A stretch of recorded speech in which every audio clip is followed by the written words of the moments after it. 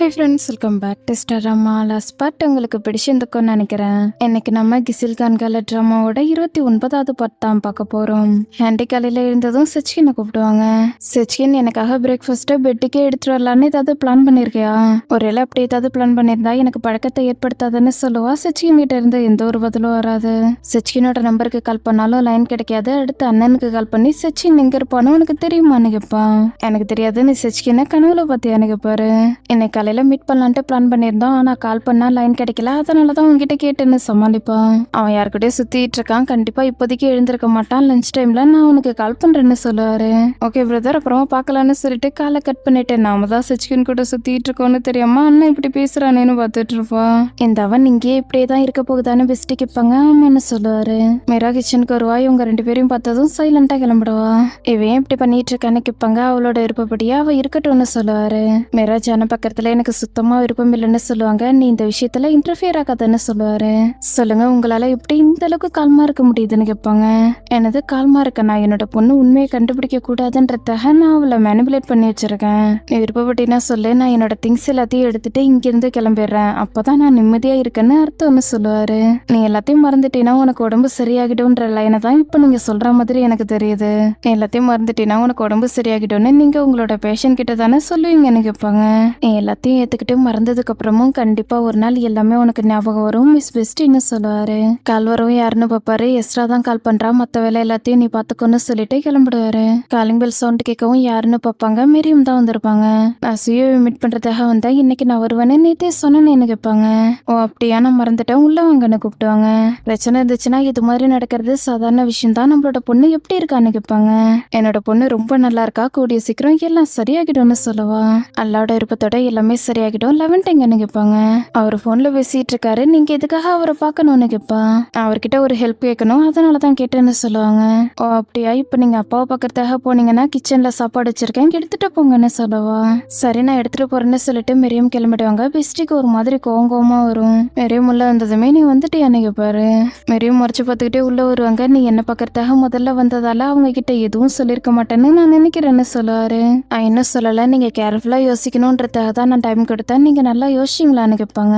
நான் நல்லா யோசிச்சு பார்த்தேன், இதை பத்தி நீ என்கிட்ட பேசாத, யாருக்கிட்டையும் இதை பத்தி சொல்லாதன்னு சொல்லுவாரு. ஏன் நீங்க இப்படி சொல்லிட்டு இருக்கீங்கன்னு கேட்பாங்க. இதுக்கப்புறம் இதை பத்தி பேசுறதுக்கு எதுவும் இல்லைன்னு சொல்லுவாரு. நீங்க இப்படிலாம் பேசாதீங்க, உங்களோட ப்ராப்ளத்துக்கு கண்டிப்பா சொல்யூஷன் இருக்கத்தான வாய்ப்பு இருக்குன்னு சொல்லுவாங்க. இதுல முடிவெடுக்கிறதுக்கு வேற எந்த ஒரு வழியும் இல்லைன்னு சொல்லுவாரு. உங்களை மாதிரி நிறைய படிச்ச சயின்டிஸ்ட் லேப்ல வேலை பார்த்துட்டு இருக்காங்க. எங்களோட கிராமத்துலயும் இதே மாதிரி ஒரு லேப் இருக்கு. ஒரு பையனுக்கு எப்போதுமே சைசர் வந்துகிட்டே இருக்கும். அவனுக்கு குட்டி மாத்திரை கொடுத்தாங்க, அதுக்கப்புறம் அவனுக்கு உடம்பு சரியாயிடுச்சுன்னு சொல்லுவாங்க. என்னோட பிரச்சனையை கண்டிப்பா சரி பண்ண முடியாது, இதுக்கப்புறம் உன்னால எனக்கு எந்த ஒரு உதவியும் பண்ண முடியாதுன்னு சொல்லுவாரு. நான் சொல்றது உண்மை, அதனால தானே நான் கேட்கிற கேள்விக்கு பதில் சொல்ல மாட்டேங்கிறீங்கன்னு கேட்பாங்க. செடியில இருக்கிற பூ வாடி போற மாதிரி நான் என்னோட சுயநினைவை இழந்துகிட்டு இருக்கேன், அது உனக்கு பார்த்தா தெரியலையா? இதுக்கப்புறம் என்னால எதுவும் பண்ண முடியாது, சினிப்பாலையும் எனக்கு எந்த ஒரு உதவியும் பண்ண முடியாது. பாரு, உன்னோட பொண்ணு கூட இப்ப விட்டு கொடுத்துட்டான்னு சொல்லுவாரு. அவ விட்டு கொடுக்கலன்னு சொல்லுவாங்க. எக்ஸாம் எழுதுறதுக்காக போசனப்ப அவ எங்க போனா? இதுக்கப்புறம் எதுவும் பண்ண மாட்டேன்னு அவ விட்டு கொடுத்துட்டாதானேன்னு கேட்பாரு. அல்லாவோட விருப்பத்தோட நம்மளால எல்லா பிரச்சனையையும் சரி பண்ண முடியும். என்னோட பொண்ணை விட்டு கொடுத்தாலும் நான் விட்டு கொடுக்க மாட்டேன், கண்டிப்பா உங்களோட மனசை நான் மாத்துவேன்னு சொல்லுவாங்க. நான் சுயநினைவுல இருக்கும் போதே இந்த பிரச்சனையை நான் சரி பண்ணணும்னு நினைக்கிறேன். நான் நம்பிக்கையோட சாகணும்னு நீ நினைக்கிறேன், நான் சுயநினைவோட சாகணும்னு நினைக்கிறேன் சொல்லுவாரு. இன்டெலிஜென்டா பேசுறீங்க, உங்களுக்கு இதையும் இல்லையா என்ன? உங்களோட குழந்தைங்களை பத்தி நீங்க யோசிக்கலையான்னு கேட்பாங்க. குழந்தைங்களை பத்தி பேசுறத முதல்ல நிறுத்து, அவங்கள நான் எப்போவோ இழந்துட்டேன். அவங்க ஆரம்பத்துல இருந்தே என் மேல அப்செட்டா தான் இருக்காங்க.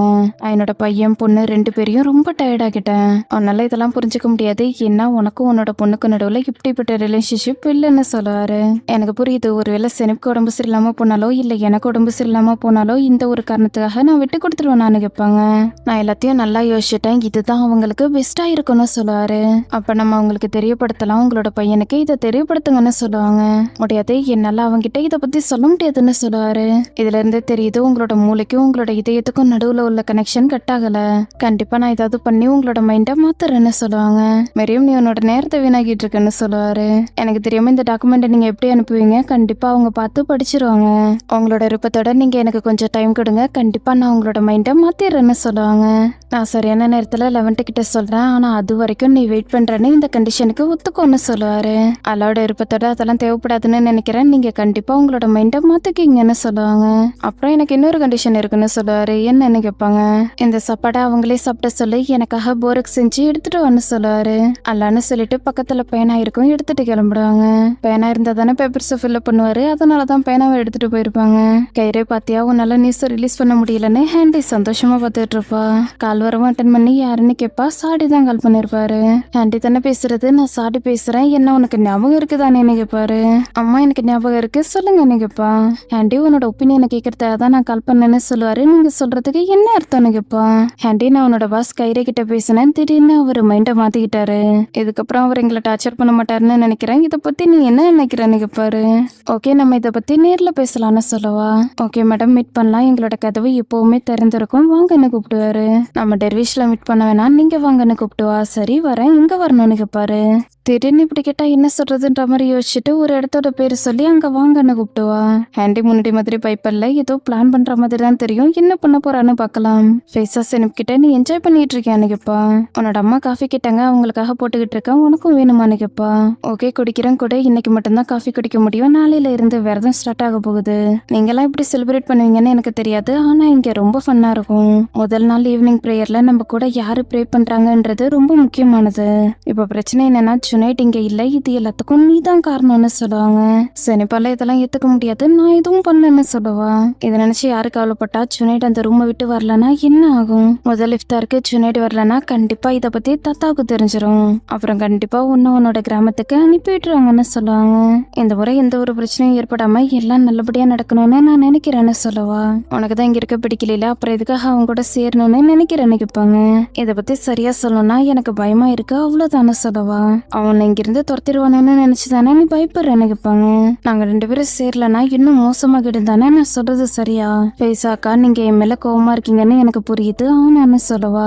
இல்ல சினிப்பு இதெல்லாம் முடிஞ்சிருச்சு, நான் எதுக்காக உன் மேல கோவப்பட போறேன்னு கேட்பாங்க. நான் எந்த ஒரு பிரச்சனையும் பண்ணணும்னு நினைக்கல, எனக்கு இங்க இருக்கிற ஒரே ஒரு ஃப்ரெண்டு நீங்க மட்டும்தான். விதிப்படி எங்களுக்கு என்ன எழுதியிருக்கோ அப்படிதான் வாழ்ந்துட்டு இருக்கோம், என்னால உங்ககிட்ட மட்டும்தான் உதவி கேட்க முடியும்னு சொல்லுவா. பெருசாவில புரிஞ்சிக்க முடியாது, நீ என்ன சொல்லிட்டு இருக்கான்னு கேப்பா. சொன்னடுக்கு நடக்கிறது எல்லாமே நார்மல் கிடையாது, யாராவது ஒருத்தவங்க இதுக்கு காரணமா இருக்கிறதான வாய்ப்பு இருக்குன்னு சொல்லுவா. சினிப் அல்ல அப்படிலாம் நடக்கிறதுக்கு விட மாட்டாருன்னு சொல்லிட்டு ப்ரே பண்ண ஆரம்பிப்பா. உடனே சினிப்பும் ப்ரே பண்ணுவா. யாருக்கும் அந்த அளவுக்கு தெரிய இருக்காது, கண்டிப்பா அல்ல அவங்களுக்கு தண்டனை கொடுப்பாருன்னு சொல்லுவாங்க. ப்ராப்பர்ட்டிக்கு கூட அதே மாதிரி பண்ணிருக்காங்கல்ல, ஆனா நான் இன்னசென்ட்னு எனக்கு நல்லாவே தெரியும். நான் சின்னட பத்தி யாருக்கிட்டையும் எதுவும் சொல்லல, அதுக்கு நீங்க தான் சாட்சி. நீங்க என்கிட்ட கேட்டீங்க, ஆனா நான் உங்ககிட்ட எதுவும் சொல்லலன்னு சொல்லுவா. சினிப் நீ சொல்றதுக்கு என்ன அர்த்தம்னு கேட்பாங்க. இந்த பிரச்சனையை எப்படி சரி பண்றதுன்னு எனக்கு தெரியல, ஆனா என்னை பத்தி என்னை விட உங்களுக்கு நல்லாவே தெரியும். இங்க உள்ள பொண்ணுங்க எல்லாருக்கும் நீங்க டீச்சரா இருக்கீங்க, நீங்க எனக்கு உதவி பண்றீங்களான்னு கேப்பா. அப்பதான் நீங்க 2 பேரும் சேர முடியும்ன்றதுக்காக இப்படி கேக்குறியான்னு கேட்பாங்க. அப்பதான் இந்த பிரச்சனையை சரி பண்ண முடியும், அதனாலதான் உங்ககிட்ட கேக்குறேன்னு சொல்லுவா. ஹேண்டி சாடியா அவ ஒரு கேஃபேல இருந்திருப்பா, அந்த கேஃபேக்கு தான் வர சொல்லிருப்பா. சாடி கேஃபேக்குள்ள வந்ததுமே அங்க இருக்கிற எல்லாருமே வித்தியாசமா பார்ப்பாங்க. வெல்கம்னு சொல்லிட்டு கை கொடுப்பா. ஹலோன்னு சொல்லுவாரு, கை கொடுக்க மாட்டாரு. இந்த இடம் ரொம்ப நல்லா இருக்கு, இது மாதிரி இடம் லண்டன்லயும் இருக்குன்னு சொல்லுவாரு. அம்மா இந்த இடம் ரொம்ப அமைதியா இருக்கு, அதனால எனக்கு ரொம்ப பிடிச்சிருக்குன்னு சொல்லவா. நான் இங்க ரிலாக்ஸ்டா இருக்கலாமான்னு கேட்பாரு. என்னன்னு கேட்பா. நம்ம பேசுற எதையும் நீ ரெக்கார்ட் பண்ண மாட்டேதானே, அதனால கேட்கிறேன்னு சொல்லுவாரு. சாடி நம்ம அந்த டாபிக்கை க்ளோஸ் பண்ணிட்டோம், இதுக்கப்புறம் நான் எப்பவுமே இப்படி பண்ண மாட்டேன்னு சொல்லவா. ஓகே, நீ இப்படி யோசிக்கிறத நினைக்கும் போது எனக்கு ரொம்ப ஹாப்பியா இருக்கு. ஓகே, நம்ம எதுக்காக வந்தோமோ அதை பத்தி பேசலாம், முதல்ல நான் உங்ககிட்ட ஒண்ணு சொல்லணும்னு சொல்லுவாரு. முதல்ல நம்ம ஏதாவது ஆர்டர் பண்ணலாம், உங்களுக்காகவும் நானே ஆர்டர் பண்ணட்டுமான்னு கேட்பா. சரின்னு சொல்லுவாரு. வெயிட்டரை கூப்பிட்டு 2 பம்கின் லாட்டேன்னு சொல்லுவாரு. என்னன்னு கேட்பாரு. பரங்கிக்கா காஃபின்னு சொல்லுவா. வெயிட்டர் இவரையே ஒரு மாதிரி பார்த்துட்டு இருப்பான். இங்க வரப்பா, சும்மா நீ இவரை பார்த்துட்டு இருக்காத, இவரை தலைவர்னு நினைச்சுக்கோ, கிளம்புன்னு சொல்லுவா. பரங்கிக்கா பத்தி இவங்க என்ன நினைக்கிறாங்கன்னு தெரியாது, எங்களோட வாழ்க்கையும் இவங்களோட வாழ்க்கையும் வேற மாதிரின்னு சொல்லுவாரு. உங்களுக்கு வேற ஏதோ பிரச்சனை இருக்கு, அதை பத்தி பேசுறது தானே வந்தீங்கன்னு கேட்பா. உனக்கு எங்களை பத்தி தெரியல, அதனாலதான் எங்களை உன்னால ஏத்துக்க முடியல, உன்னால அந்த நியூஸை பப்ளிஷ் பண்ண முடியல, அது மாதிரி எந்த ஒரு கல்யாணமும் நடக்கலன்னு சொல்லுவாரு. கண்டிப்பா நீங்க இதெல்லாம் ஒத்துக்க மாட்டீங்கன்னு எனக்கு தெரியும், இப்போ நம்ம பேசிட்டு இருக்க எல்லாத்தையும் நான் ரெக்கார்ட் பண்ணிட்டு இருக்கேன்னு நீங்க நினைக்கிறதுக்கான வாய்ப்பு இருக்கு.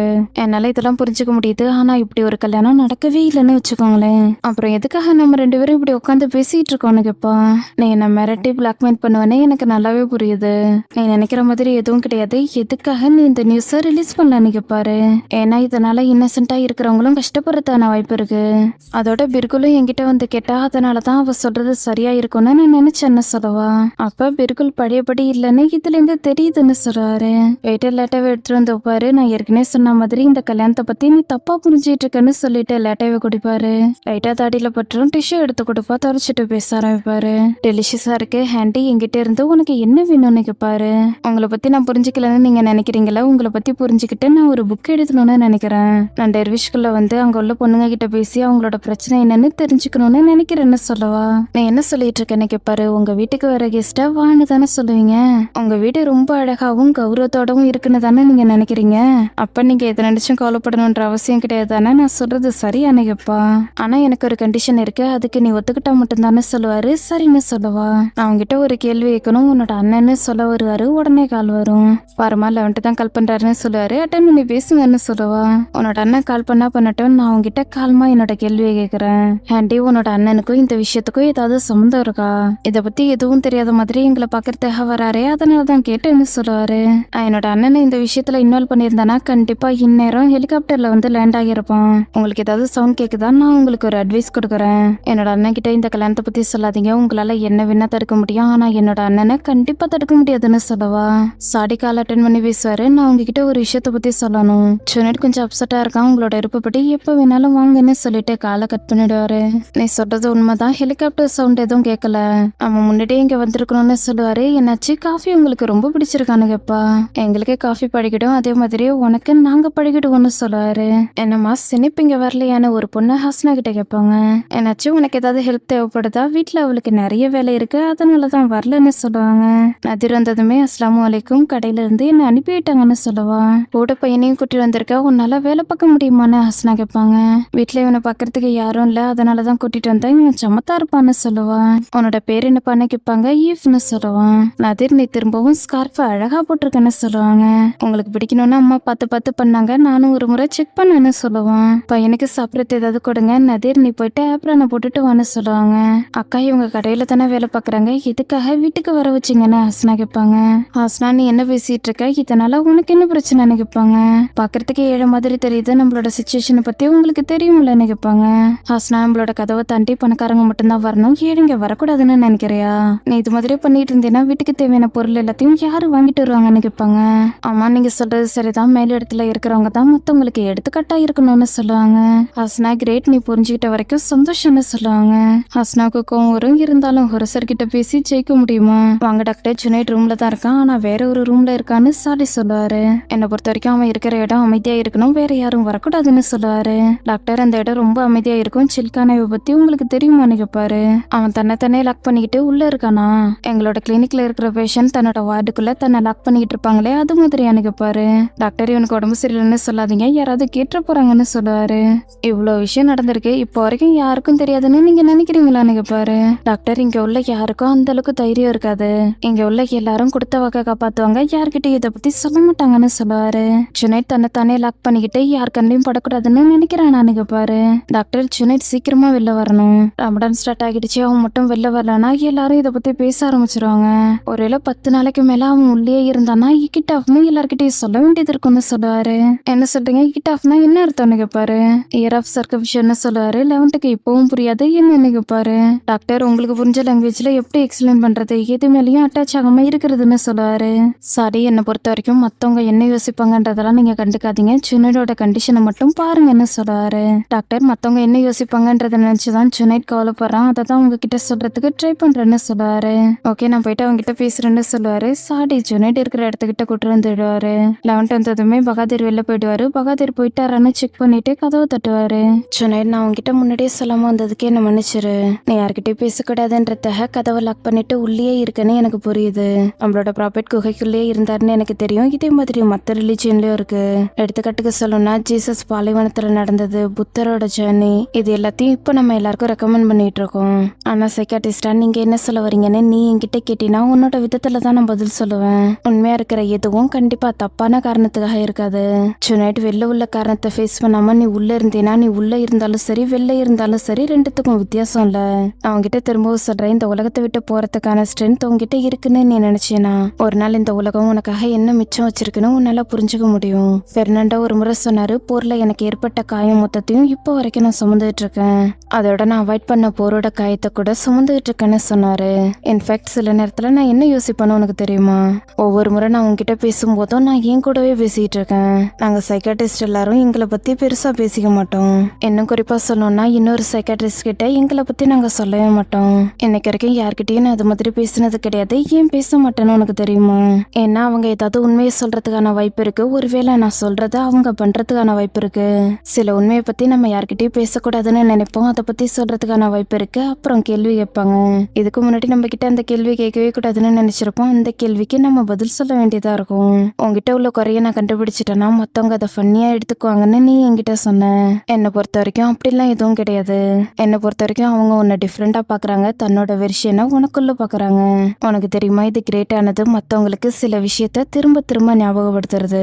சுனைட் இது ரொம்ப வேல்யூபிளானது.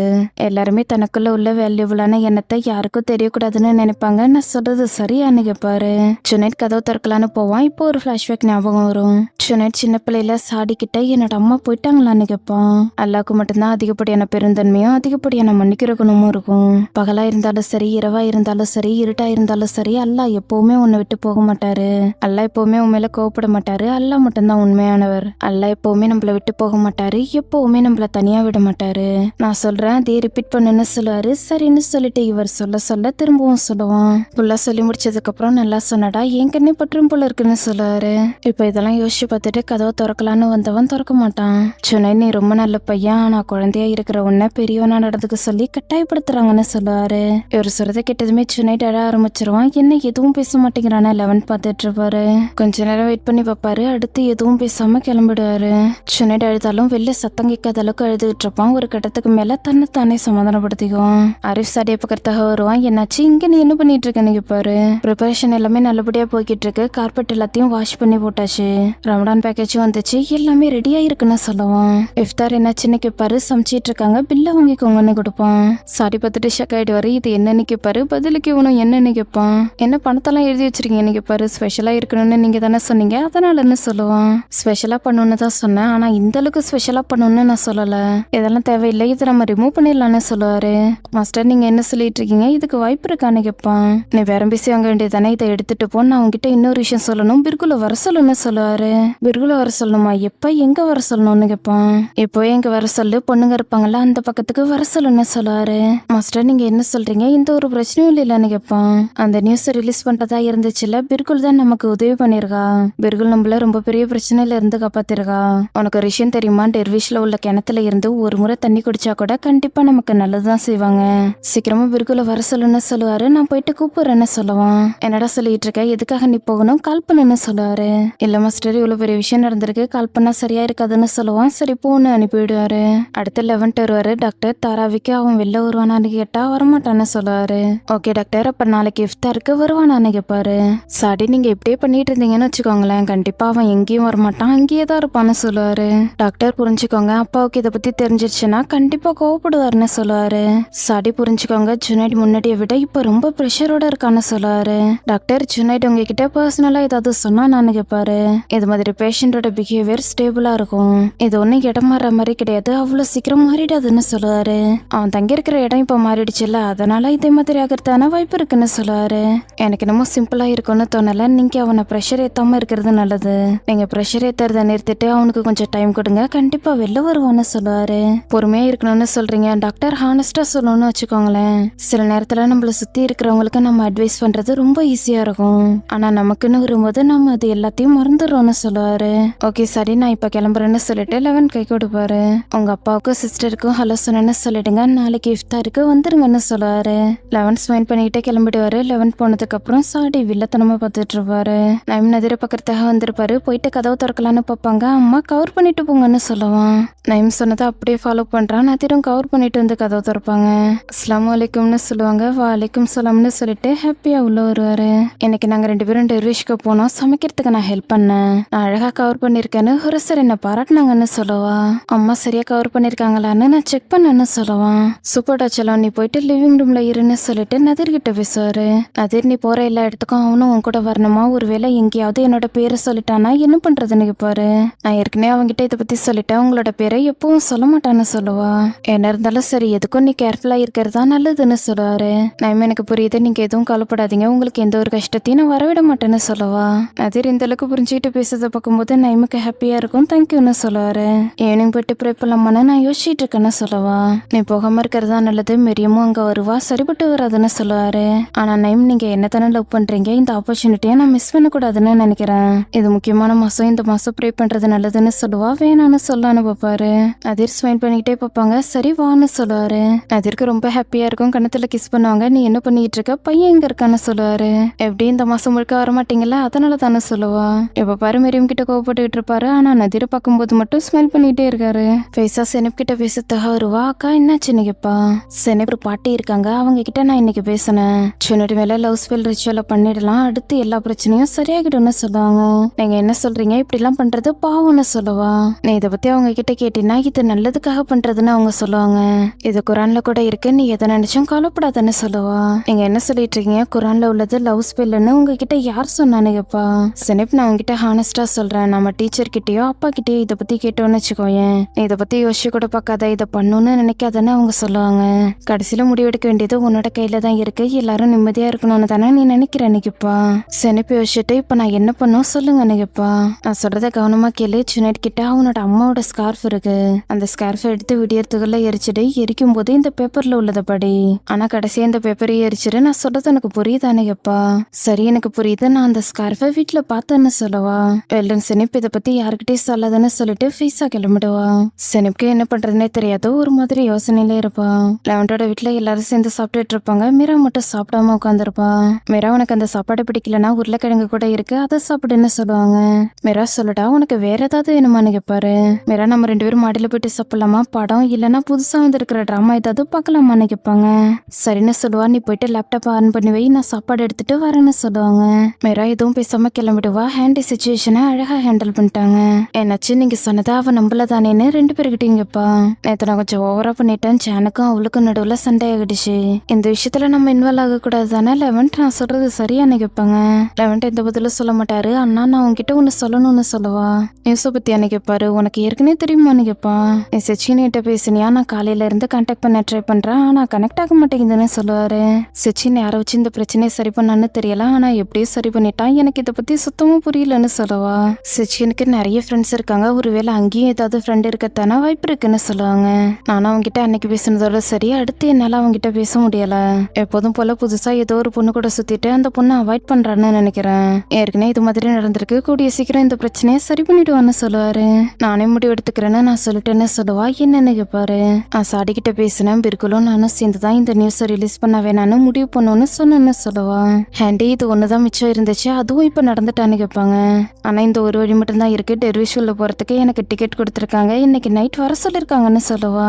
ஹேண்டி, நான் சொல்றத புரிஞ்சுக்கோ, அவங்களுக்கு உனக்கு செட் ஆகாது, நீ எந்த ஒரு கேமும் விளையாண்டுட்டு இருக்காத, அதோட முக்கியமானது மெரியமையும் அவங்களோட பொண்ணையும் இந்த விஷயத்துல இழுத்தினா பெரிய பிரச்சனை ஆகிடும்னு சொல்லுவாரு. ஹேண்டி, ப்ளீஸ் நீ கேர்ஃபுல்லா இரு, இதனால நமக்கு பிரச்சனை வரதுக்கான வாய்ப்பு இருக்கு, உனக்கே இந்த விஷயத்தோட சீரியஸ்னஸ் என்னன்னு தெரியும்ல, பார்த்து நடந்துக்கோன்னு சொல்லுவாங்க. நீங்க எதுவும் கவலைப்படாதீங்க, நான் ஏற்கனவே படத்தை கத்துக்கிட்டேன், இப்ப நான் மிராவுக்காக சாப்பாடு எடுத்துட்டு போறேன்னு சொல்லிட்டு கடகடன்னு ரூம்க்கு வருவா. மிரா, என்னாச்சுரா, இன்னும் நீ லேப்டாப்பை ஆன் பண்ணலையான்னு கேட்பாங்க. வேணான்ட்டு, இப்ப எனக்கு எதுவும் பாக்குறதுக்கு விருப்பம் இல்லைன்னு சொல்லுவா. மிரா, எனக்கு தெரிஞ்ச ஒரு நல்ல படம் இருக்கு, அந்த படத்துல ஒரு பொண்ணோட மனசை ஒரு பையன் காயப்படுத்திடுவான், இப்போ அந்த பொண்ணு ரிவெஞ்ச் எடுக்கணும்னு நினைக்கிறான்னு சொல்லுவாங்க. ஆன்ட்டி, நீங்க சொல்றத பார்த்தாலே அந்த படம் பேய் படம் மாதிரி இருக்குன்னு சொல்லுவா. என்னாச்சு, உனக்கும் உன்னோட ஹேண்ட்ஸம் பாய் ஃப்ரெண்டுக்கு நடுவுல சண்டையான்னு கேட்பாங்க. அதை பத்தி எனக்கு ஞாபகப்படுத்தாதீங்க, அந்த பையன் சரி அந்த பயந்தவங்களி பையனா இருக்கான்னு சொல்லுவா. எல்லா பசங்களும் ஒரே மாதிரி தான், அவங்க வளர்ந்ததுக்கு அப்புறம் மாறிடுவாங்கன்னு நினைக்காத, 0 வயசுல இருந்து 6 வயசு வரைக்கும் தான் அவங்க வளருவாங்க, அதுக்கப்புறம் வளரவே மாட்டாங்க, அந்த ஏஜ் கேட்டகரியிலே தான் இருப்பாங்கன்னு சொல்லுவாங்க. ஒரு நேரம் பார்த்தா என்ன நடந்தாலும் சரி உனக்காக நான் இருப்பேன்னு ஃபீல் பண்ண வைப்பாங்கன்னு சொல்லுவா. அப்புறம் அதே ஸ்பீட்ல விட்டுட்டு போயிடுவாங்கன்னு ஆன்ட்டி சென்டென்ஸை முடிப்பாங்க. ஆமா ஆன்ட்டி, நீங்க சொல்றது சரிதான், பசங்க எல்லாம் ஏன் இப்படி இருக்காங்கன்னு கேட்பா. அந்த ஹேண்ட்ஸமான பையனை இப்போதைக்கு மறந்துட்டு சோடாவை குடின்னு சொல்லுவாங்க. 2 பேரும் குடிச்சிட்டு பேச ஆரம்பிப்பாங்க. ஆன்ட்டி, இந்த காலத்து பசங்களுக்கான டைலாக் எல்லாம் உங்களுக்கு எப்படி தெரியும்னு கேட்பா. மீரா, நீ நினைக்கிற அளவுக்கு நாங்க ஒன்னும் மோசமானவங்க இல்லைன்னு சொல்லுவாங்க. தாத்தா கத்துற சத்தம் கேட்கும், திருட திருடன் போய்க்காரங்கன்னு கத்திக்கிட்டு இருப்பாரு. 2 பேரும் ரூமுக்கு வந்து பார்ப்பாங்க. தாத்தா உங்களுக்கு என்னாச்சுன்னு கேட்பா. நீ திருடிட்டேன்னு தாத்தா சொல்லுவாங்க. 11 வந்துருவாரு. அப்பா கொஞ்ச நேரம் அமைதியா இருங்க, எல்லாம் சரியாகிடும், நல்லா மூச்சை இழுத்து விடுங்கன்னு சொல்லி கண்ட்ரோல் பண்ணிட்டு இருப்பாரு. அப்பா நீங்க என்ன பேசிட்டு இருக்கீங்க, நீங்க பேசுறதுக்கு என்ன அர்த்தம்னு பெஸ்டி கேட்பாங்க. நீ என்னோட பேனாவை திருடிட்டேன், நீங்க எல்லாரும் திருடாங்க, நீங்க எல்லாரும் திருடிட்டீங்கன்னு சொல்லுவாரு. எங்க அப்பாவை பாத்துக்கோங்க, நான் போயிட்டு இன்ஜெக்ஷன் எடுத்துட்டு வரேன்னு சொல்லிட்டு 11 கிளம்பிடுவாரு. எங்க நான் போயிட்டு ஆம்புலன்ஸ்க்கு கால் பண்றேன்னு சொல்லிட்டு பெஸ்டியும் போவாங்க. என்ன நடக்குதுன்னு மிராவால புரிஞ்சிக்க முடியாது. தாத்தாவோட கையை பிடிச்சு கண்ட்ரோல் பண்ண ட்ரை பண்ணுவா. இவன் நம்மள ஒருத்தி கிடையாது, நீ தான் இவளை இந்த வீட்டுக்குள்ள விட்டுட்ட. உன்னோட அண்ணன் இங்க, அவங்க 2 பேரும் சேர்ந்து தானே இந்த குழந்தைய திருடிட்டு வந்துட்டாங்க. அவங்க திருடிட்டு வந்த மாதிரியே இவளும் திருடியா தானே ஆவா, நான் சொல்றது சரிதானே என்ன கேட்பாரு. அப்பா போது நிறுத்துங்க, இதுக்கப்புறம் எதுவும் பேசாதீங்க, அமைதியா இருங்கன்னு ஹேண்டி சொல்லுவா. நான் என்ன பொய்யா சொல்றேன், இவன் நம்மள ஒருத்தி கிடையாது, என்னை விட்டுட்டு போ முதல்ல. நீ தான் இவளை இந்த வீட்டுக்குள்ள விட்ட, இவ என்னோட பேனாவை திருடிட்டான்னு சொல்லுவாரு. அப்பா போது நிறுத்துங்கன்னு சொல்லிட்டு 11 ஊசியை போட்டு விட்டுருவாரு. மிராவால இதெல்லாம் தாங்கிக்கவே முடியாது, அழுதுகிட்டே வெளில போயிடுவா. எனக்கு பேனா வேணும், நான் சாகுறதுக்காக எனக்கு பேனா வேணும்னு தாத்தா புலம்பிட்டே இருப்பாங்க. அப்பா நீங்க எதுவும் கவலைப்படாதீங்க, எல்லாம் சரியாகிட்டோன்னு 11 சமாதானப்படுத்துவாரு. பெஸ்டிக்கும் ஹேண்டிக்கும் என்ன சொல்றதுன்னே தெரியாது, ஷாக் ஆகி பார்த்துட்டு இருப்பாங்க. ஏங்க நான் வேணா ஆம்புலன்ஸுக்கு கால் பண்ணிட்டுமான்னு கேட்பாங்க. வேணா, இதெல்லாம் நம்ம எதிர்பார்த்ததுதான், இதை விட அதிகமா ஏதாவது நடக்கிறதுக்கான வாய்ப்பு இருக்கு. நான் கொடுத்த இன்ஜெக்ஷனால காலையில வரைக்கும் அன்கான்சியஸா இருப்பாரு, நீ எதுவும் கவலைப்படாத. மிரா எங்கன்னு கேட்பாரு. மிரா ரொம்ப பயந்துட்டா, அவளை தனியா விடுங்கன்னு ஹேண்டி சொல்லுவாங்க. நான் நைட்டு போயிட்டு அவளை செக் பண்றேன்னு பெஸ்டி சொல்லுவாங்க. 2 பேரும் ஹெல்ப் பண்ணுங்க, அப்பாவோட பெட்ஷீட்டையும் ட்ரெஸ்ஸையும் சேஞ்ச் பண்றேன்னு சொல்லுவாரு. ஃபேஸாவையும் சினிப்பையும் ஹாஸ்னா டெர்விஷ்க்கு கூட்டிட்டு வருவாங்க. நான் ஸ்கார்ஃபை கண்டுபிடிச்சேன்னு ஃபேஸா கேப்பா, வச்சிருக்கேன்னு சினிப் காட்டுவான். வெல்டன் சினிப் இதனால பிரச்சனை சரியாகிடும், இதை எரிக்கிறதுக்கு மறந்துடாதுன்னு சொல்லுவா. அவங்க 2 பேருக்கு என்னாச்சு, சீக்கிரமா உள்ள வாங்கன்னு ஹஸ்னா கூப்பிடுவாங்க. சினிப் உள்ள போறதுக்குள்ளேயே மெரியும் வந்துருவாங்க. சினிப் நீ நல்லா இருக்கியான்னு கேட்பாங்க. அம்மா பொண்ணு பேசுற மாதிரி இருந்தா பேசுங்க, நாங்க 2 பேரும் கிளம்புறோம்னு ஹஸ்னா சொல்லுவாங்க. ஃபேஸா போகும்போது நான் சொன்னதை மறந்துடாதுன்னு ரியாக்ஷன் கொடுத்துட்டு கிளம்புவா. மெரியும் பத்துருவாங்க. அவளோட எக்ஸ்பிரஷன்ல ஏதோ சொல்ற மாதிரி தெரியுது, என்னன்னு கேட்பாங்க.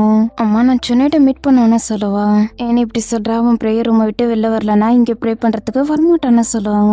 அம்மா நான் சுனேட் கூட ரிலேஷன்ஷிப்பை இம்ப்ரூவ் பண்ணுன்னு சொல்லுவா. ஒரு சார் உன்னை பயமுறுத்திருக்காங்க, இதுக்கெல்லாம் நான் கண்டிப்பா ஒத்துக்க மாட்டேன்னு சொல்லுவாங்க. அம்மா என்ன நம்புங்க, சுனேட் இந்த நிலைமையில இருக்கிறதுக்கு நான் தான் காரணம். இதுக்கு இருக்கிற ஒரே ஒரு சொல்யூஷன், நான் அவன்கிட்ட உண்மையை சொல்லணும், இல்லைன்னா எல்லாமே மோசமாகிடும்னு சொல்லுவா. நீ சொல்ற உண்மையா அவன் புரிஞ்சுக்குவான்னு நீ நினைக்கிறியான்னு கேட்பாங்க. என்னோட மைண்ட்ல ஒரே ஒரு பாதை மட்டும்தான் இருக்கு, இதை பண்ணித்தான் ஆகணும்னு சொல்லுவா. சரி வா போகலான்னு உள்ள கூட்டிட்டு போயிடுவாங்க. தாத்தா சொன்னது எல்லாமே மிராவுக்கு திரும்ப திரும்ப கேட்டுக்கிட்டு இருக்கோம், அழுதுகிட்டே இருப்பா. தான் இவங்களோட குழந்தை இல்லைன்றதை இவளால ஏத்துக்கவே முடியாது. கொஞ்ச நேரத்துல கூகுள்ல இதையோ செக் பண்ணுவா. அவனோட வீட்டுக்கு வெளில தான் இருக்கேன்னு சான் மெசேஜ் அனுப்பிடுவான். வெயிட் பண்ணு நான் வரேன்னு ரிப்ளை அனுப்பிடுவா. இவ வெளில வந்ததுமே சான் ஏற்கனவே இவகிட்ட என்ன பேசலான்னு ப்ரிப்பேர் பண்ணிட்டு வந்திருப்பான் போல, கடகடன்னு பேச ஆரம்பிச்சிருவான். டாபிக்கே ரொம்ப நேரம் இருக்கிறதுக்கு எனக்கு விருப்பம் இல்லை, டைரக்டா நான் அவன்கிட்ட சொல்றேன், என்ன மன்னிச்சிரு, நான் உன்னை கோவப்படுத்திட்டேன்னு எனக்கு நல்லாவே புரியுது, நான் என்ன பண்ண சொல்லு, நீ என்ன மன்னிக்கிறதுக்காக நான் என்ன பண்ணுன்னு கேட்பான். உன்னோட கார்டை கூடன்னு கேட்பா. எதுக்காக ஏன்னு கேட்பான். என் கூட நீ சமாதானம் ஆகணும்னு தானே நினைக்கிறேன்னு கேட்பா. ஆமான்னு சொல்லுவான். அப்போ உன்னோட கார்டை கூடன்னு கேட்பா. சரி நான் கொடுக்குறேன், இதை நீ எனக்கு கொடுக்குற பனிஷ்மெண்டா நினைச்சேன்னு வச்சுக்கோயேன், இதுல 7000 மட்டும்தான் இருக்கு, உனக்காக கார் வாங்கணும்னு நினைச்சேன்னா கண்டிப்பா வாங்க முடியாது, முன்னாடியே உன்னை வான் பண்றேன்னு சொல்லுவான். நான் டிஎன்ஏ டெஸ்ட் பண்ண போறேன், அதை செக் பண்றது எனக்கிட்ட ஆன்லைன்ல பார்த்தேன், அதை வாங்க போறேன்னு சொல்லுவான். மேரா இந்த டாபிக் தான் ஏற்கனவே முடிஞ்சிருச்சுல, ஏன் இப்படி பண்றேன்னு கேட்பான். இதுக்கப்புறமா அவங்கள என்னால நம்ப முடியாது, ஒருவேளை நான் சொன்னது சரியா இருந்துச்சுன்னா இனிமே எப்பவுமே நான் அவங்கள நம்பவே மாட்டேன், அதோட போய் சொல்றவங்க வீட்டுல நான் இதுக்கப்புறம் இருக்க மாட்டேன், கார்டை என்கிட்ட கொடுக்குறியான்னு கேட்பா. சரி நான் கொடுக்குறேன்னு சொல்லுவான். கார்டை வாங்கிட்டு நான் கிளம்புறேன்னு சொல்லிட்டு போயிடுவான். சொன்னிட்டு வரலையான ஹொரசர் கேட்பாங்க. அவனால வர முடியலன்னு ஹஸ்னா சொல்லுவாங்க. பிர்குலையும் ஹேண்டியும் கூட்டிட்டு சாட்டி உள்ள வருவாரு. ஹஸ்னா பிர்குல உனக்கு ஏற்கனவே தெரியும், ஹேண்டிய 11ஓட வீட்டுல நீ ஏற்கனவே பாத்துருப்பன்னு சொல்லுவாரு. ஆமா ஏற்கனவே நாங்க மீட் பண்ணிருக்கோம்னு ஹஸ்னா சொல்லுவாங்க. நான் இங்க கெட்ட எண்ணத்தோட வரல, நல்ல எண்ணத்தோட தான் வந்திருக்கேன்னு ஹேண்டி சொல்லுவா.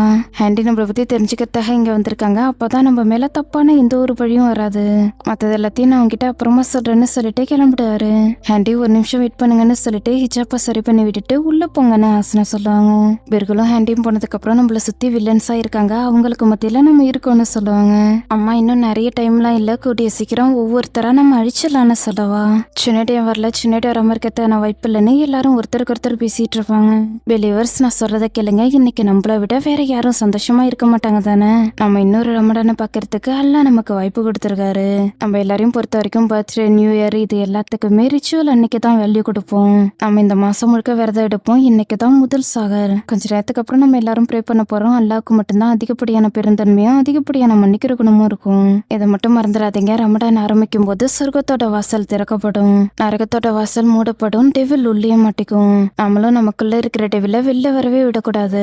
நம்ம எல்லாருமே ஒன்னா இருப்போம். நம்ம எல்லாரும் எந்த ஒரு தப்பும் பண்ணாம இருப்போம். எப்பவும் ஹெல்த்தியா இருப்போம். ரொம்ப முக்கியமானது, யாருக்கும் நம்ம கெட்டது நினைக்க கூடாது, யாரை பத்தும் பொறாமப்படக்கூடாது, யாரை பத்தியும் காசு பேசக்கூடாது.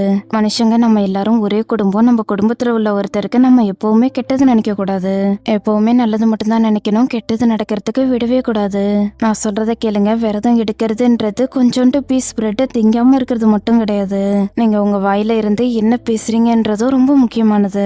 அல்லா நம்மள சரியான பாதைக்கு கூட்டிட்டு போவாருன்னு சொல்லுவாரு. எல்லாரும் சேர்ந்து ஆமைன்னு சொல்லுவாங்க. அல்லா நம்மள விட்டும் போக மாட்டாரு, நம்மளோட குடும்பத்தை விட்டும் போக மாட்டாரு. அல்லா இறக்க குணத்தோட நம்மளோட பிரேயரையும் நம்மளோட ரிச்சுவலையும் இந்த மாசம் ஏத்துக்கணும். அல்லா நமக்கு அவரோட பிளெஸிங்க கொடுக்கணும்னு சொல்லுவாரு. எல்லாரும் சேர்ந்து ப்ரே பண்ணுவாங்க.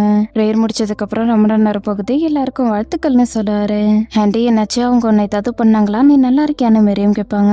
அப்பெல்லாம் எதுவும் நைட் அப்பா ஒரு மாதிரி ஆகிட்டாரு, அதனால தானே சொல்லுவா. என்னாச்சு, அவர் ஏதாவது சொன்னாரா, இல்ல வேற ஏதாவது ஆகிடுச்சான்னு கேட்பாங்க. அப்பா எதுவும் பண்ணல, அவர் செய்யணும்ல, இல்ல என்னோட பேனாவை நீ திருடிட்டேன்னு கத்த ஆரம்பிச்சாரு.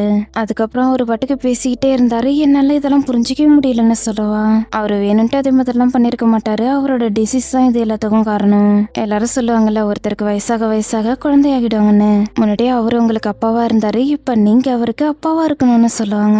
அப்ப நான் எப்பவுமே குழந்தையா இருக்க முடியாதா, நான் அப்பா மாதிரி நடந்துகிட்டேன்னா அவ்வளவுதான், எல்லாம் முடிஞ்சிரும்னு சொல்லுவா. எப்படிலாம் பேசிட்டு இருக்காதுன்னு சொல்லுவாங்க. நீங்களும் சாடி மாதிரியே பேசிட்டு இருக்கீங்கன்னு சொல்லுவா. நான் சொல்றத கேளு, உன்னோட அப்பா உன்னை விட்டு போக மாட்டாரு. உன் மேல அவர் அதிகப்படியான அன்பு வச்சிருக்காரு. அல்லாவோட விருப்பத்தோட கூடிய சீக்கிரம் நீயும் உன்னோட அப்பாவும் நல்லா பேச ஆரம்பிச்சிருவீங்கன்னு சொல்லுவாங்க. யாருக்கு தெரியும், அப்படிலாம் நடக்குமா என்னன்னு தெரியலன்னு சொல்லுவா. அல்லா நமக்கு எப்பவுமே சரியான பாதையை மட்டும்தான் காட்டுவாரு, நீ எதுவும் கவலைப்படாதன்னு சொல்லுவாங்க. ஒருவேளை அல்லா என்கிட்ட சரியான பாதையை காட்டலனா நீ என்கிட்ட இதுதான் சரியான பாதைன்னு சொல்றியான்னு கேப்பா. கூடிய சீக்கிரம் நான் உனக்காக ப்ரே பண்றேன், சரியான பாதை தெரிஞ்சதும் நான் உன்கிட்ட சொல்றேன்னு சொல்லுவாங்க. அல்லா உங்களுக்கு நல்லது செய்யணும்னு சொல்லுவா. செனிப் வீட்டுக்குள்ள வரவும் ஃபேஸா கூப்பிட்டு பேசுவா. செனிப், நீ கேட்டில, எல்லாரும் ஜுனைட பத்தி தான் பேசிட்டு இருக்காங்க. ஹானஸ்டா சொல்லணும்னா இப்ப மட்டும் நீ எதுவும் பண்ணலனா எல்லாமே மோசமாகிடும். நீ ஒன்னும் உன்னோட மைண்ட மாத்திக்கல, நீ பண்ண போறதானே கேப்பா. எல்லா அப்பெல்லாம் எதுவும் இல்ல, சாகர் முடிச்சதுக்கு அப்புறம் நான் இருக்க போறேன்னு சொல்லுவா. உனக்காக இறக்கப்பட்டு நானும் பாவம் பண்ணிட்டேன்னு சொல்லி ஃபேஸா ஃபீல் பண்ணுவா. தேங்க்யூ. அப்புறம் இன்னொரு விஷயம், சாடி சொன்னதை கேட்டதுக்கு அப்புறம் உங்ககிட்ட பிளெஸிங் வாங்கணும்னு எனக்கு தோணுதுன்னு சொல்லுவா. ஃபேஸாக்கு ஒன்னும் புரியாது. ஏன்னு கேப்பா. ஆரம்பத்துல சுனைட் கிட்ட என்னை பத்தி நீங்க தான் கம்ப்ளைண்ட் பண்ணிருப்பீங்கன்னு நான் நினைச்சேன், ஆனா இப்ப நான் புரிஞ்சுக்கிட்டேன், நீங்க என்னோட உண்மையான ஃப்ரெண்டுன்னு கைய பிடிப்பா. ஃபேஸா செனிப்போட கையை தொடலான்னு பாப்பா. ஒரு மாதிரி உறுத்தும் தொடமாட்டா. இங்க நிக்காதீங்க, விட்டு விட்டு வெளில போகாதீங்க, நானும் உன்னோட அப்பாவும் பேச போறோம். என் ஒட்டு கேட்க மாட்டேன்னு தெரியும், இருந்தாலும் ஒரு முறை சொல்றேன்னு சொல்லிட்டு கிளம்பிடுவாங்க. தன்னோட பிளான் பக்காவா ஒர்க் அவுட் ஆகிறத பார்க்கும்போது ஃபேஸாவுக்கு ரொம்ப ஹாப்பியா இருக்கும். ஹஸ்னானி கேட்டில, இப்ப எல்லா லேடிஸும் இதை பத்தி மட்டும்தான் பேசிட்டு இருப்பாங்க. இப்படியே போச்சுன்னா எல்லாரும் சேர்ந்து ரொம்ப பேச ஆரம்பிச்சிருவாங்கன்னு சொல்லுவாரு. அமைதியா இருந்தாலும் எல்லாரும் வந்து என்கிட்ட கேட்பாங்க, ஜுனைடுங்க செனிப் எதுக்காக உங்க கூட இருக்கான்னு கேட்பாங்கன்னு சொல்லுவாங்க. நான் அவங்கிட்ட ஒரு விஷயத்த ஹானஸ்டா சொல்றேன், இவனை பார்த்து பார்த்து எனக்கு ரொம்ப டயர்ட் ஆகிடுச்சு. ஒருவேளை அப்பாவுக்கு மட்டும் தெரிஞ்சிச்சுன்னா என்ன ஏதாவது பண்ணிடுவாருன்னு சொல்லுவாரு. அவருக்கு தெரியட்டும்னு சொல்லுவாங்க. நீ உண்மையா தான் சொல்றியான்னு கேட்பாரு. உங்களால என்ன பண்ண முடியுமோ அதை நீங்க பண்ணிட்டீங்க, இதுக்கப்புறம் உங்களை நீங்க பாதுகாத்துக்கிட்டா மட்டும் போதும். அவனுக்கு ஏதாவது ஆகிடும்னு நினைச்சு நீங்க கவலைப்படுறீங்களா, அதை நினைச்சுலாம் கவலைப்படாதீங்கன்னு சொல்லாங்க. அப்ப என் அப்பா கிட்ட சொல்றியான்னு கேட்பாரு. முதல்ல உட்காருங்கன்னு சொல்லிட்டு பேச ஆரம்பிப்பாங்க. கூடிய சீக்கிரம் அவருக்கு இதை பத்தி தெரியதான் போகுது. எல்லாருக்கும் தெரிஞ்சதுக்கு அப்புறம் அவருக்கு தெரிஞ்சதுனாதான் தப்பா இருக்கும். இப்ப எடுத்துக்காட்டுக்கு சொல்லணும்னா, உங்க அப்பா கிட்ட போயிட்டு சுனைட் லூஸ் ஆகிட்டான்னு சொன்னா அவர் நம்புவாரா மாட்டாரான்னு கேட்பாங்க. இது முதல்லாம் சொன்னா கண்டிப்பா அவர் நம்ப மாட்டாருன்னு சொல்லுவாரு.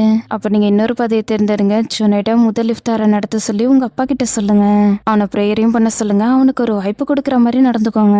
சுனைட் வரலன்னா அது அவனோட தப்பு தான், நீங்க எந்த ஒரு பாவமும் பண்ணலன்னு சொல்லுவாங்க. ஆனா ஒருவேளை சுனைட் வந்துட்டானா என்ன பண்றதுன்னு கேட்பாரு. ஒருவேளை சுனைட் வந்துட்டானா நீங்க தான் சுனைடுக்கு ஒரு வாய்ப்பு கொடுத்தீங்கன்னு எல்லாரும் உங்களை பாராட்டுவாங்கன்னு சொல்லுவாங்க. சுனைட் வரலன்னா அவன் ரொம்ப பெரிய மிஸ்டேக் பண்ணிட்டான்னு எல்லாரும் சொல்லுவாங்க. ஹாசனா, இப்போவும் நீ அப்படியே தான் இருக்க, இன்னமும் நீ பாம்பா தான் இருக்குன்னு சொல்லுவாரு. உடனே கோச்சுக்குவாங்க. என்ன இருந்தாலும் சரி, என்னை பொறுத்த வரைக்கும் நீ பாய்சன் தேனுன்னு சொல்லுவாரு. உடனே சிரிக்க ஆரம்பிச்சிருவாங்க. மெரியும் ப்ரே பண்ணிட்டு இருப்பாங்க. அல்லா எல்லாமே எங்களுக்கு பெஸ்டா நடக்கிறதுக்கு நீங்க தான் உதவி செய்யணும். நீங்க எனக்கு பலத்தை கொடுங்க, உங்களோட பிளெஸிங்க கொடுங்க. என்கிட்ட பவரே இல்லை, நீங்க எனக்கு பலத்தை கொடுத்தா மட்டும் போதும். எனக்கு எதுவும் தெரியாது, உங்களுக்கு மட்டும்தான் எல்லாமே தெரியும். ஏன்னா எல்லா சீக்கிரட்டும் எல்லாத்த பத்தியும் உங்களுக்கு மட்டும்தான் தெரியும்னு சொல்லுவாங்க. நைமந்த் வரை உங்க ப்ரே பண்றதை பார்த்துட்டு, இந்த நேரத்துல ப்ரே பண்ணிட்டு இருக்கியா, நல்லதுக்காக தானே பண்ணிட்டு இருக்க, ஏதாவது வேண்டிக்கிட்டு இருக்கியா, அதுக்காக தான் ப்ரே பண்ணிட்டு இருக்கியான்னு கேட்பாரு. மெரியும் நல்லபடியா ப்ரேயரை முடிச்சுட்டு வந்துதான் பேசுவாங்க. நம்ம எல்லாரோட நல்லதுக்காகவும் தான் ப்ரே பண்ணன்னு சொல்லுவாங்க. உடனே கிளம்பிடுவாரு. இதோட இந்த பார்ட் முடியுது. இந்த பார்ட் உங்களுக்கு பிடிச்சிருந்துக்கும்னு நினைக்கிறேன். பிடிச்சிருந்தா மறக்காம லைக் அண்ட் சப்ஸ்கிரைப் பண்ணுங்க. நெக்ஸ்ட் பார்ட்ல நான் உங்களை மீட் பண்றேன். until then bye, thanks for watching.